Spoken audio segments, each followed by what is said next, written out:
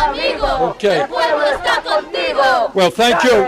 Amigo, el pueblo está contigo. All right. Well, let me thank everybody for being here to discuss what I consider, and many of us consider, to be one of the major issues facing our country. And in terms of support for the Workplace Democracy Act, let me thank Congressman Mark Pocan and Congressman Don Norcross, who will be speaking in a moment. And I'm also very proud to announce that this legislation is being co-sponsored by Senators Patty Murray, Sherrod Brown, Elizabeth Warren, Patrick Leahy, Kirsten Gillibrand, Debbie Stabenow, Mazie Hirono, and Martin Heinrich. So I think we're off to a good start in getting the kind of support that we need in the Senate. And in a moment, I am going to be introducing the workers who will be talking about why we need the Workplace Democracy Act. And obviously, we want to thank Chris Shelton, the president of the CWA, for being with us as well.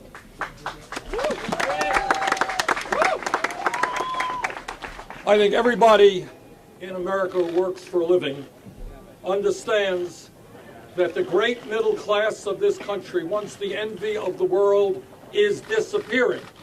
Hey. There are very concrete reasons why this is happening, and these are issues that we have got to address. Since 2001, our nation has lost some 60,000 factories and millions of good-paying jobs, and a lot of that has to do with disastrous trade policies like NAFTA, CAFTA, and PNTR with China, and I fear very much what the TPP will do. Over the last, when we talk about why the middle class of this country is disappearing and why more and more people are living in poverty, it has a lot to do that the real value of the minimum wage today is substantially less than it was 40 years ago. When we talk about why the middle class of this country is disappearing, it has everything to do with the fact that almost all of the new income and wealth being generated is going into the hands of the top 1%, while most workers are working longer hours for lower wages. But clearly, we are here to discuss another major reason as to why so many Americans are struggling economically.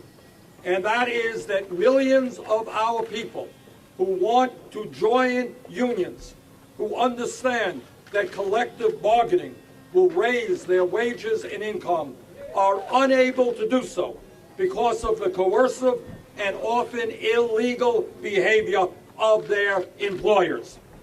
That has got to change.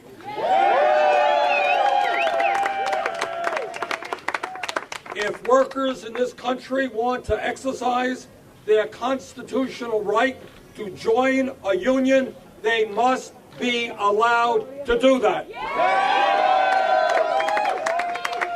And that is why today we are introducing the Workplace Democracy Act. We are here today, all of us, to send a very loud and clear message to corporate America and employers all over this country. We will no longer tolerate CEOs who fire workers for exercising their constitutional right to form a union. We will no longer tolerate CEOs who threaten to move their plants to China or other low-wage countries if workers vote in favor of a union.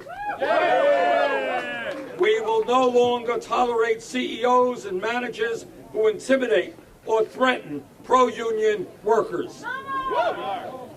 We will no longer tolerate CEOs who refuse to negotiate a first contract with workers who have voted to join a union. And that is what the Workplace Democracy Act that we're introducing today is all about. Today, if an employee is engaged in a union organizing campaign, that employee has a 1 in 5 chance of getting fired. Today, half of all employers threaten to close or relocate their businesses if workers elect to join a union. Today, when workers become interested in forming a union, they will almost always be forced to attend closed-door meetings to hear anti-union propaganda, and their supervisors will almost always be forced to attend training sessions on how to attack unions. As Human Rights Watch has said, and I quote, "Freedom of association is a right under severe, often buckling pressure when workers in the United States try to exercise it." This is unacceptable, and together we are going to change that. And we know the reasons why. Because when workers win union elections, more than half of the victories do not result in a first contract for workers a year after the election has taken place. We understand that this is not acceptable. We understand that when unions grow, the middle class grows. And when the middle class grows, America does well. This legislation will make it easier for workers to join unions and collectively bargain for higher wages and stronger benefits. Under this legislation, when a majority of workers in a bargaining unit sign valid authorization cards to join a union, they will have a union. End of discussion. Under our bill, companies will not be allowed to deny or delay a first contract with workers who have voted to join a union.